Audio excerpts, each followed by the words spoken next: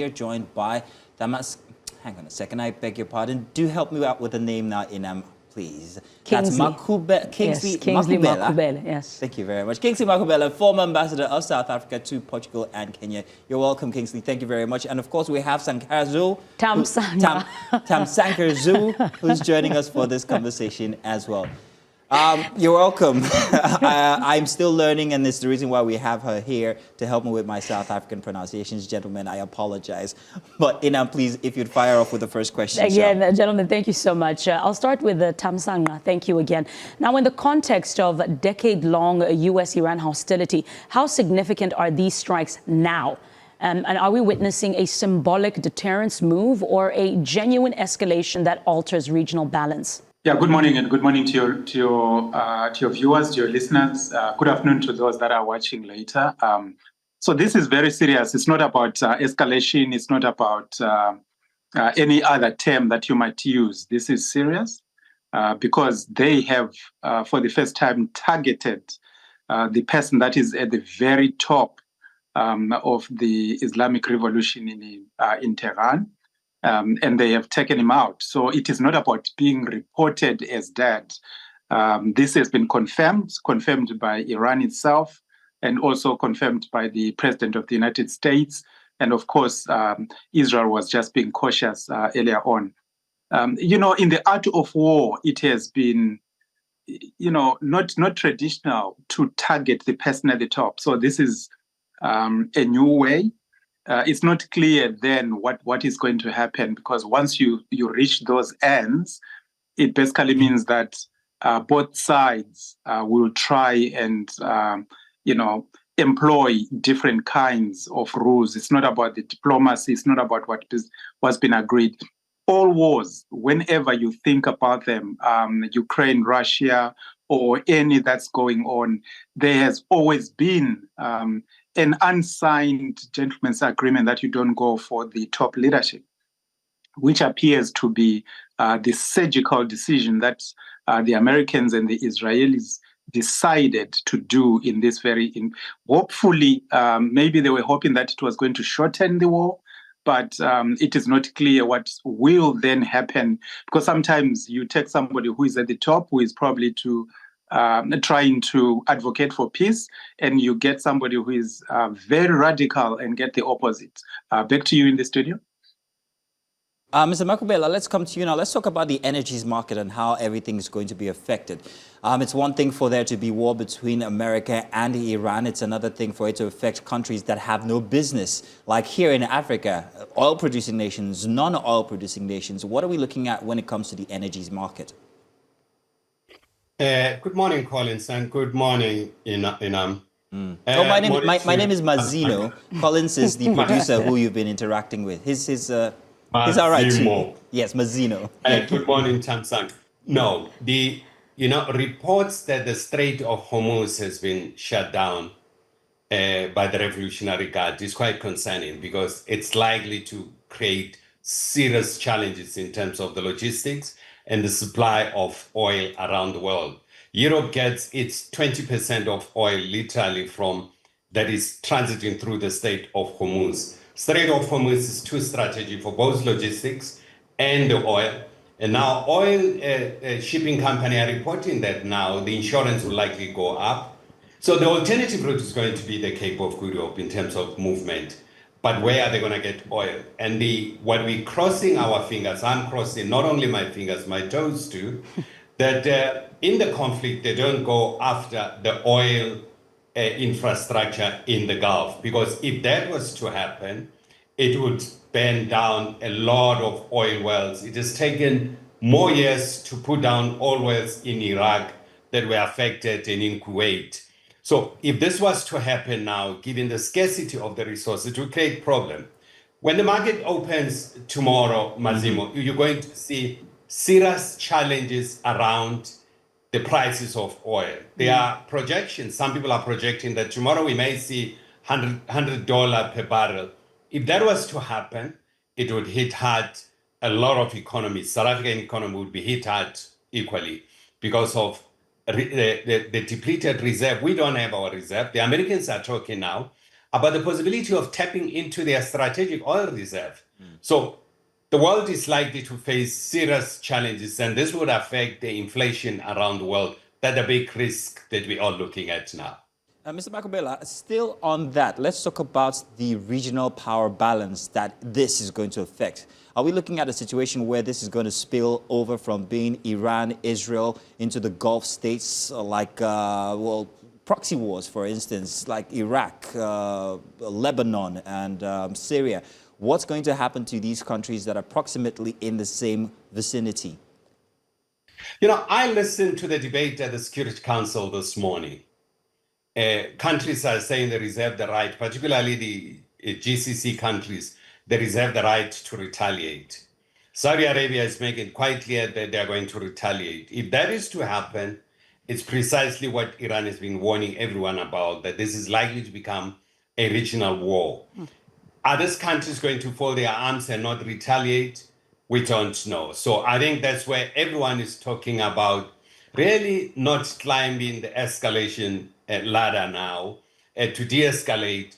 I think what is going to work now is the back channel diplomacy that may try to diffuse the situation, depending on what the Americans want. I've heard some unconfirmed reports that the United States has approached Italy to try to plead with Iran for a ceasefire. We don't know if that is true. If that is true, you're likely to see the backtrack diplomacy taking effect and de-escalating the situation. But the level of confidence and trust between the United States and the Islamic Republic of Iran is completely broken down. I don't think they can negotiate anything. I don't think they can trust each other moving forward. So the tension will go on unabated. Thamsanqua, I'll come to you based on what Dr. Makhubela said. When we're looking at the channels of diplomacy, are we then saying that there's a possibility that the channels are closing, gradually, or there are still some open channels? And if there are any, what could those be? Two possibilities. The first is that, when you look at what happened in Venezuela and what President Trump has done in many other conflicts that he has been involved in, typically he tries to make them very short. And usually he would have negotiated some exit plan with some of the people internal to the other side of the conflict.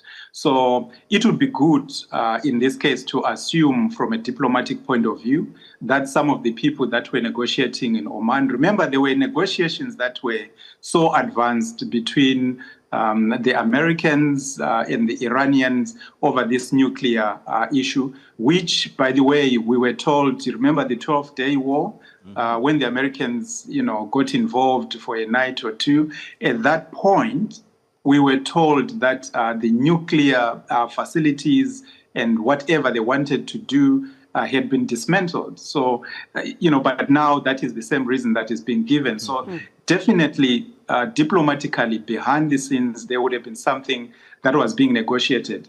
The danger, though, is if part of that leadership has been taken out, if some of those that are in Tehran left after the taking out of the top leadership, then decide that they can't trust the Americans anymore, then they could go back on all that, whether the Pahlavis and all the other people that were being involved in the post-war, post-Ayatollah communist administration. It's difficult to see how that could work. So it hinges on whether what was discussed beforehand will hold. There's also a possibility, of course, that other regional players who don't want war, like the Italians and other people that have been brought in as neutrals, could continue. But there is a risk. If this thing goes on for more than a week, then other people might begin to think that maybe it was a mistake, because the war will then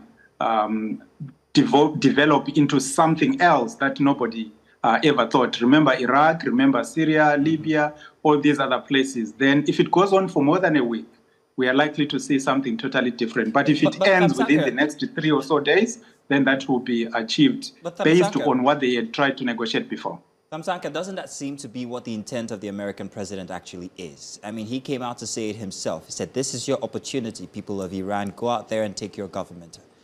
He says we will provide as much support as we can. He seems to be speaking to internal dissenters to go ahead and rebel against the government after it's been weakened by the American forces. So you say he wants it to be short. He might have spoken to other, but it's like he already had intention from before. Only this time, he never really had, what do you call it now, established communication with a dissenting group, unlike in other cases. So was it his intent, do you think, the American president, was it his intent to leave Iran in disarray for the reason of liberating the people, or is there any other reason, especially when we look at it from a geopolitical angle? Maybe Dr. Makhubela and others will tell you that diplomatically, there are a lot of people who like President Trump for being direct, because he tells you what he wants. In this case, he wants a short war. He wants to be able to have the option and access to resources, because having access to resources in Iran has always been the issue that was, what happened before the revolution itself and the fight after the revolution in a Cold War scenario, whatever that might have been. So if there's an administration in Tehran that is pro-West, that will give the West access to oil resources and other things, that would be the ideal situation. But it's never that easy, Mazino. It's not that straightforward. Iran has a massive diaspora. Most of those people have been talking to the Americans, to the French, to the British, to others for a very long time, wanting assistance to go and reverse what happened in 1979. But in this case, even if they have spoken, they've arranged, they've got a team, they've got people who are ready to go and take over, it might not work out like that. You might actually have a totally new group, which is why I was saying, if this goes on for more than a week, you are then likely to have totally different leadership from the ground, people that can be militias, people that will arm themselves, people who will form their own separate struggles within. Iran is a big country. It will be very difficult to control if they don't manage to bring everyone together in the post-Islamic revolution scenario within 3 days. For me, it's about 3 days. So you have to watch that very carefully. Thank you. Dr. Makhubela, I'm coming to you next, but before I do that, let's go on a very quick break, and then when we return, more reports right here on Breakfast Extra. Stay with us. Welcome back. It's still Breakfast Extra here, and we're having a very interesting conversation with Mr. Makhubela and, of course, Thamsanqua, who have joined us via Zoom to talk about the Middle East. With war escalating, America has attacked Iran, and, of course, Iran retaliating, losing their supreme leader in the process. And we're discussing the ramifications and implications, especially as it affects Africa. So let me come to you, Mr. Makhubela. Let's talk about the implications for Africa. We've seen situation here in Nigeria where we seem to have a foot on the ground by America. And I'm wondering what this strategic positioning means for countries, especially oil-producing countries like Nigeria in Africa, where we have issues that are affecting the energies market. Does that send any signal or any message to Nigeria in any way, shape, or form? Definitely, the message that will come out of this conflict is that we need, as Africans, to harness our resources and ensure that we have enough supply to supply each other.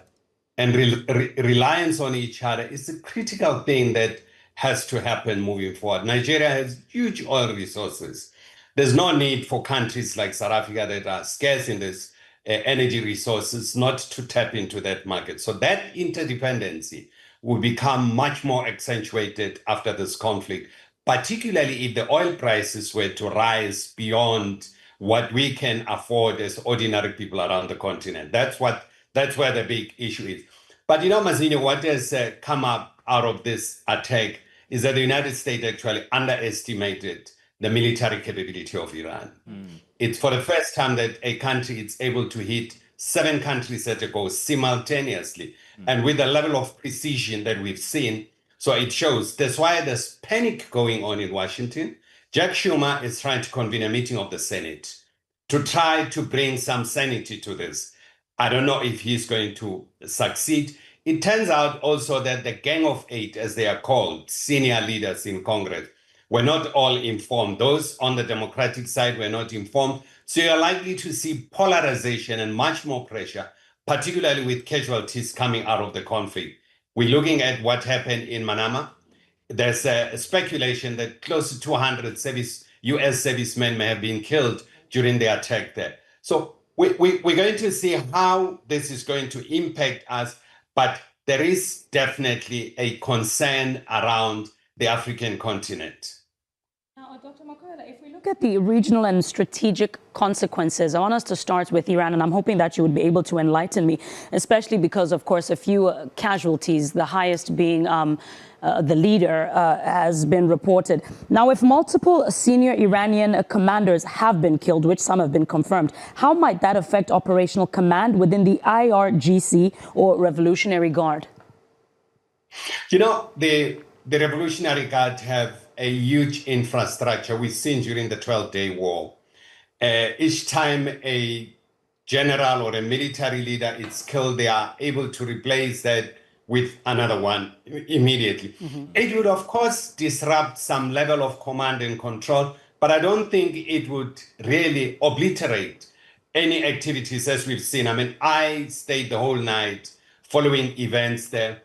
The level of military precisions by the Iranians doesn't indicate a disruption of command and control. There are reports also that I'm struggling to verify that Israel Katz, the Israeli defense minister, has been killed during the first wave. There are also reports that indicate there's been an attack on Netanyahu's residence in West Jerusalem early this morning at about 4 o'clock, 5 o'clock South African time. So there's no verification about what happened.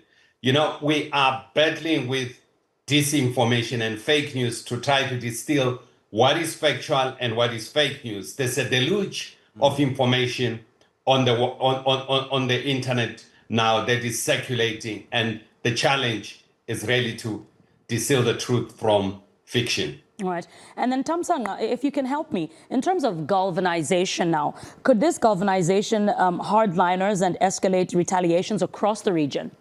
Well, it really depends on what the outcome is going to be. So if the Americans are able to bring this to a close within the next 3 days, and if the leadership that they had organized from internal and also those that were in exile, like the son of the Shah and others, if they manage to take over and they're in control, then all this will be something that we'll talk about as a historical but very important thing, where Israel now has, administrations that are friendly to Jerusalem or Tel Aviv, and everything will be different. But if, especially what Ambassador Makhubela is saying, there's dismantling of the leadership, and there are different pockets from within Iraq, then that is going to be so difficult to fight. The Americans might be bottled down, trying to fight that. All the neighbors, all the friendly or allies of the United States in the region will be on the lookout for all these problems. They will be receiving all these missiles. Iran has got the capability that most people probably didn't think that they do. So if that is prolonged, it's going to be a problem. And just coming to your earlier question about implications to Africa, what we saw in Venezuela is something that could easily happen to Nigeria or any other African country if the Americans were so to choose to target the top leadership for regime change, if that administration does not, conform to what the Americans want.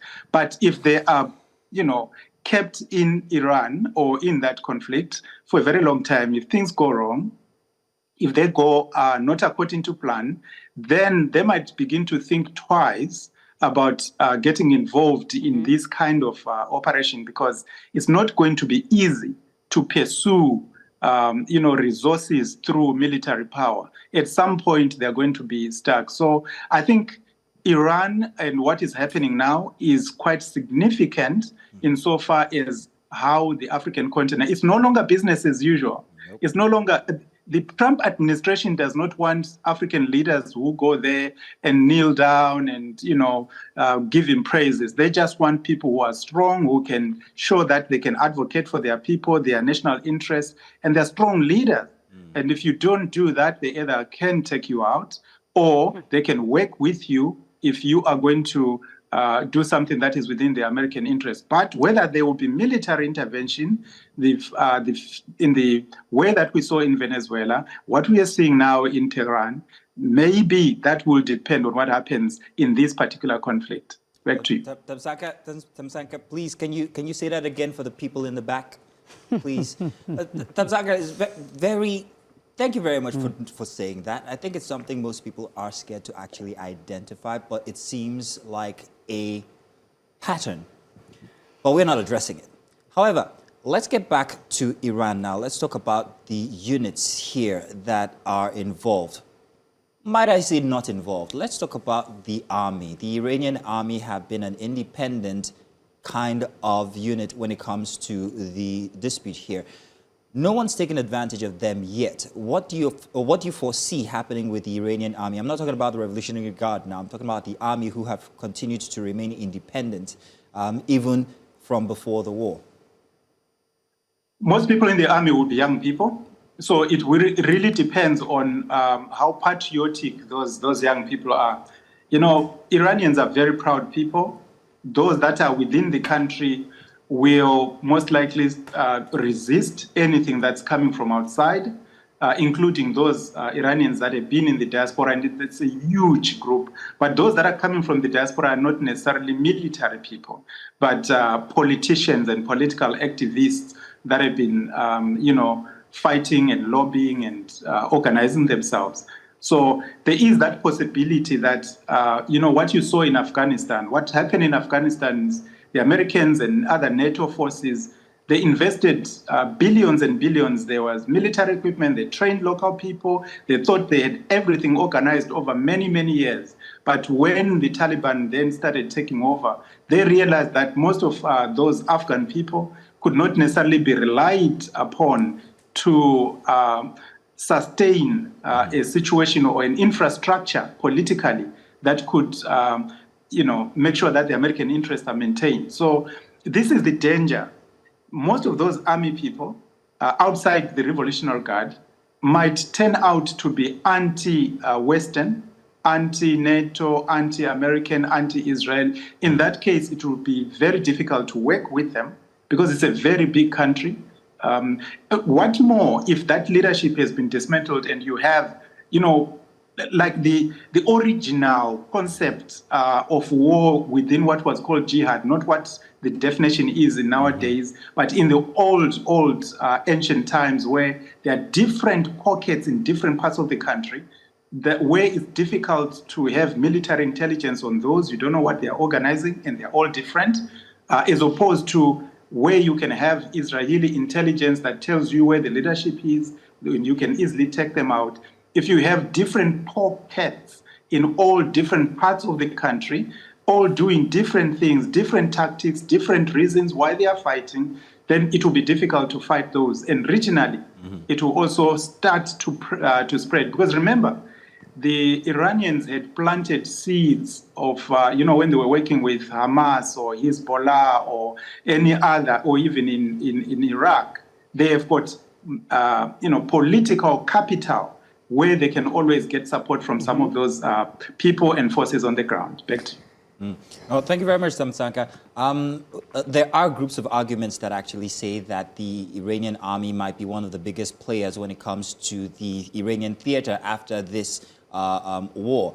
Well, we wait to see. Dr. Makhubela, let me come to you now. Let's talk about the death of the supreme leader. We hear that he has immediately been replaced, however, but how does that factor in how things go on from now? Well, Mazi, the political infrastructure around the supreme leader, it's quite intact. Killing one person who's at the helm does not necessarily mean the destruction of the entire infrastructure.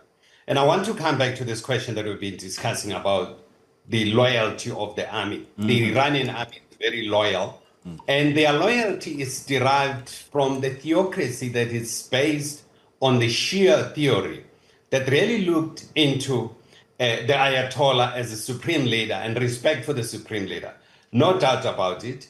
I don't think there's any threat that the Iranian government will fall at any time now.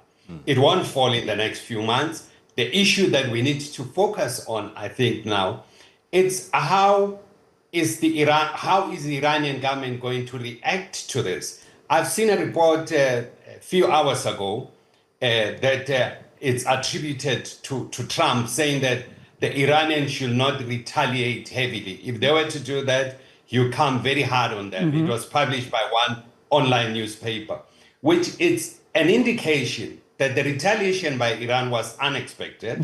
The United States is not ready for that. There are political dynamics that are going on in the US. I agree with Thamsanqua that this war to go on for long, Trump knows he will be impeached without clear authorization by Congress, because the Capitol Hill has the authority to declare war, not the president. He can't carry on with a war that is protracted, particularly with casualties.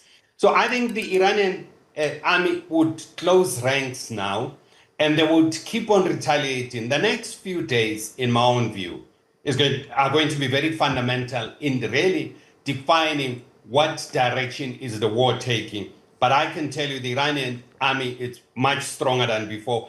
Areas around Isfahan, those are mountainous areas. The Iranians have developed capacity to build their underground tunnels and put their missiles underground and their production underground. Those areas are not reachable. These are areas similar to what happened in Afghanistan. You know, the Americans, the Afghans have a say that the Americans spend $1 trillion to remove the Taliban and replace it with another Taliban. So you are likely to see this conflict really going on. But I don't Dr. think Makhubela, Americans have any. Dr. Makhubela, but the Iranian army, I mean, it's one thing to have a very strong army, of which we should question as well, because we don't know how strong exactly the army is, how long this will go on for, we're asking, but how big is their catchment, their resource, their military, their armory? That's one question I'd like to ask. However, if the Iranian army is placed on the edge of Iran, as they have been relegated to over the past many years, how much effect could they be in this war? Because that's all they have been stationed to do. They don't really have any active interaction with the issues that are happening currently. Instead, it's the revolutionary force. So how much of a factor are they really in this war, except perhaps after the war, where they could become that party I spoke about before and become a very big influence? To measure the strength of this army, look at the capacity to hit 7 countries simultaneously at the same time, with the level of ammunition that we're seeing. There have been reports for the last few months. Remember, this build-up and the war talk has been going on for months. The Iranians have developed, the army particularly, have developed the capacity to build their armory and dig underground to protect their armory, particularly around mountainous areas. Iran is not a flat territory, and reaching out those areas is very difficult, even by air. It was recognized during the 12-day war. I think the Iranian army is much stronger than it was expected. It has caught everyone by surprise. I've seen comments from former generals in the US who are literally shocked, and they're starting to blame the president for mishandling this conflict. This one particularly since yesterday. So it tells you there's something going on behind closed doors in terms of the Iranian army capacity to respond and inflict serious casualties, on the American and the Israeli forces.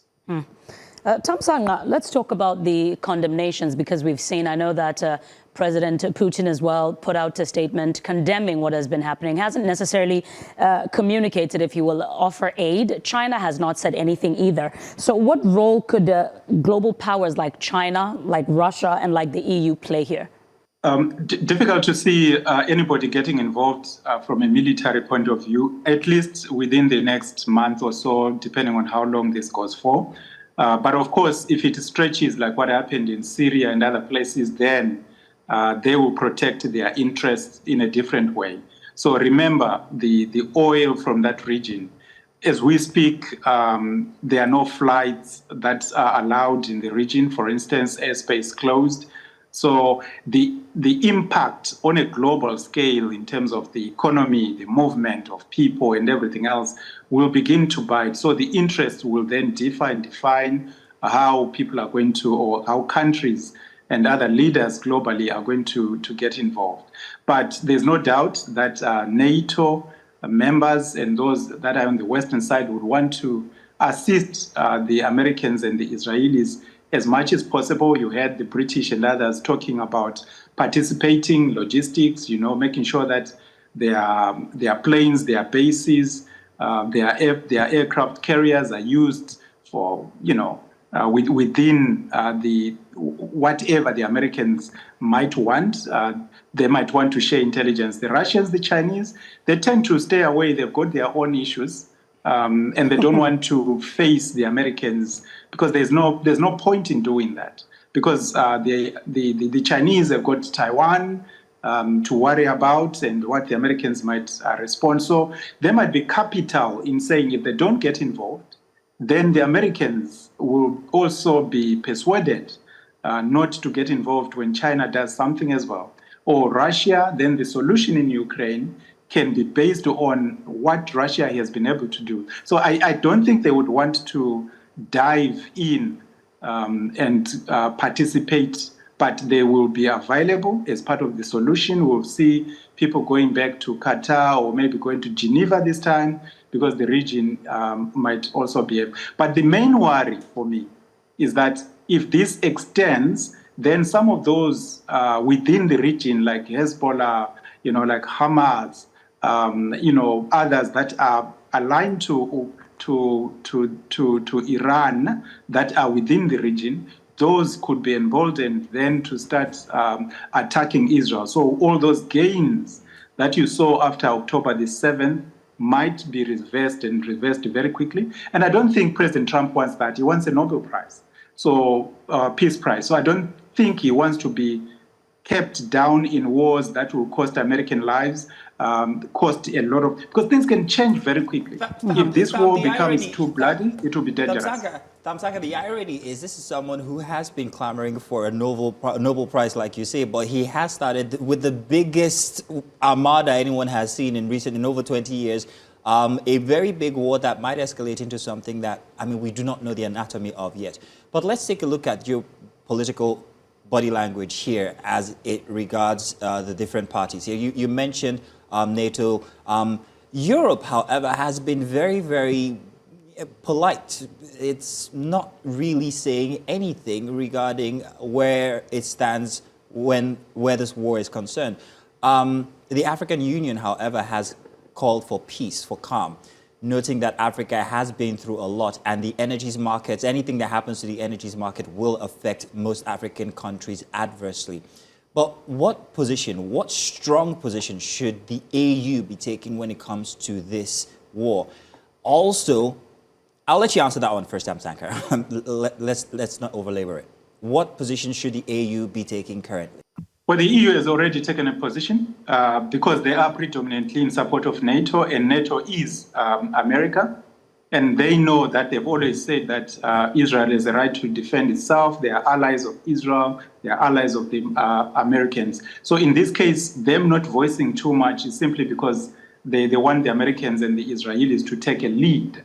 But there's no doubt that they are supplying whatever assistance that they can give. They are giving intelligence, and all those, especially countries like France and Britain, that have got loads of people. The diaspora, the Iranian diaspora, they are participating. So they are participating behind the scenes, diplomatically and otherwise. And the reason why they are not on loudspeakers is simply because it's a serious war. They don't want to be targeted, but they are on, participating in every way. So what about the AU, the African Union now? The AU is a template. So when somebody dies, when there's a war somewhere, there's a template that is, changing names and signatures depending on who is in charge. So calling for peace, calling for dialogue, why that matters is a template that you always have. That's the language of diplomacy. In general, most African countries would want to stay away and not put themselves in harm's way. There are so many things. You don't want to make yourself a target of a superpower. Probably the only global superpower in the form of the Americans. Nobody else will come to your aid. So in this case, you maintain your relations by not picking up fights that you can't finish if you start. You see someone with boxing gloves like Mike Tyson. You don't want to go there with your little gloves and start to punch them in the nuts. But inside of that ring, the AU as the body for African countries can actually tell or suggest to African countries, whatever country, about their relationship with. But who funds the AU? So you have to then go back to say, Ambassador Makhubela will tell you better. He who pays your bills will usually, tell you what to think. So the infrastructure that we have in Africa, the Africa International Free Trade Area and all that, we have to develop that, because at the moment, instead of getting oil from Nigeria or Angola or Gabon or other countries, even Somalia, Africans are finding it easier to get oil from Kuwait and other places far away. Thamsanqua, just a second now. We're almost out of time, and I really want Dr. Makhubela's input on this one now. Dr. Makhubela, should Nigeria be reconsidering its relationship with countries like America? Plain and direct. No. I think it won't affect the relationship between America and Nigeria. Between South Africa and the United States, the relations will be the same. But I just want to say that there's no position that has been taken by NATO. The European Union is fragmented. Macron has issued out a strong rebuke for Donald Trump. Spain has done the same. So the European Commission have issued out statement. You could see the fragmentation. Keir Starmer has issued a wishy-washy statement. So there's no clear position about this. So they are all looking after their interests. Their biggest fear is the disruption of energy supply, not only oil, but even gas from countries like Qatar. The supply of gas would create serious challenge for them. So they are looking into their interest. The African Union, this is above their pay grade. African Union cannot even make a strategic intervention on the conflict in the Sudan. This conflict is above the African Union pay grade, honestly. Boom. And on that bombshell. Straight up. There's really nothing more to say about that. It's a dicey one. But gentlemen, thank you so much for your expertise and your intelligence and knowledge with regards to this situation. Of course, News Central right here, we will still observe the situation and bring you reports throughout the course of the day. Thank you so much, Ambassador Makhubela and Thamsanqua, for your time.